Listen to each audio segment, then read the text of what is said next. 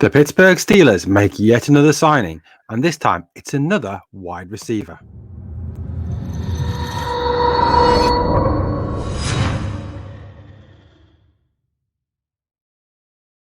Hello, Steeler Nation, and welcome to your latest episode of your Pittsburgh Steelers Syndicate with me, your host, Britsburgh Owen, speaking to you here from across the pond in the UK.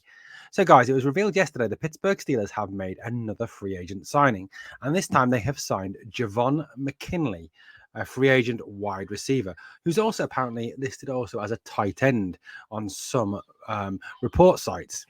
Now, McKinley, who obviously played primarily, though, as a wide receiver.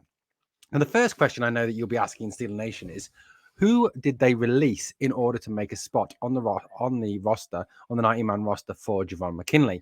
Well, the person who they released was Tyree Johnson, outside linebacker out of Texas A&M. Tyree Johnson was an undrafted free agent who was picked up from Texas A&M and actually was quite well. Before he came into Steelers training camp, was listed as being a promising candidate, a promising pass rusher. However, his run defense was seen as weak. Pittsburgh Steelers have decided not to continue with him on the 90-man roster and decided to release him. So Tyree Johnson has been released by the Pittsburgh Steelers. They immediately moved to fill that 90th man spot by signing Javon McKinley. Now, Javon McKinley is a wide receiver.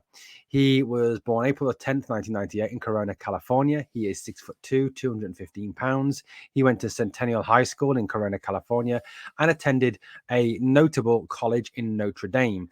He was undrafted in 2021. Between 2021 and 2022, he was with the Detroit Lions, or at least off-season and or practice squad member only. He now signed a deal with the Pittsburgh Steelers, which could have, of course, only last for the term of training camp, or he could impress and be with the Steelers for longer. Now, if Javon McKinley has been signed, what is the reason for that? Why has he been signed? Well, if we go back over his history for a minute, he was an undrafted free agent waived by the Lions on the 31st of August last year, but re-signed the practice squad the very next day. He signed a reserve futures contract with the Lions on the 10th of January this year, but then was waived again on the 12th of May. He was then picked up, has now just been picked up by the Pittsburgh Steelers. Like I said, he is an ex-Notre Dame wide receiver. We already have two ex-Notre Dame wide receivers, don't we, as well, in Miles Boykin and Chase Claypool. In his time at college at Notre Dame, he played 6 games as a freshman before he broke his fibula in practice and was then out for the whole of his sophomore season.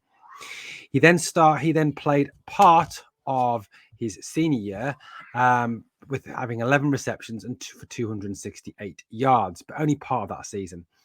His only full year for Notre Dame, his only full college year, was the 5th year that he took on, which is 5th year option after the COVID pandemic.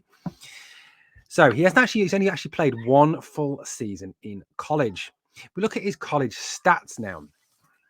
So the stats here from 2019 and 2020. In 2019, 11 receptions, as I said, 268 yards, averaging 24.4 yards per catch, 4 touchdowns. His average yards per catch is good. I'll give him that. In 2020, he had 42 receptions for 717 yards, averaging 17.1 yards per catch. Again, very impressive, for 3 touchdowns.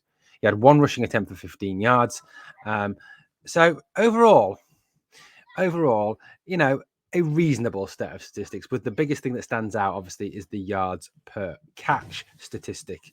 He was graded as a 5.6 by NFL.com in terms of his draft grade when he came out of Notre Dame in 2021.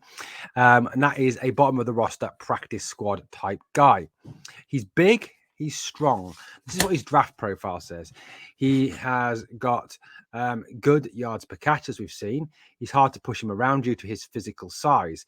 His route focus is very, very good. He is a capable blocker and has a very good stiff arm, which he uses to good effect against defensive backs.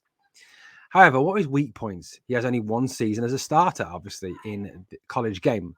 I suppose a bit like Mark Robinson with only 1 year as a linebacker in the college game. He lacks explosiveness. His foot quickness is only average, and he has average hand strength when it comes to catching.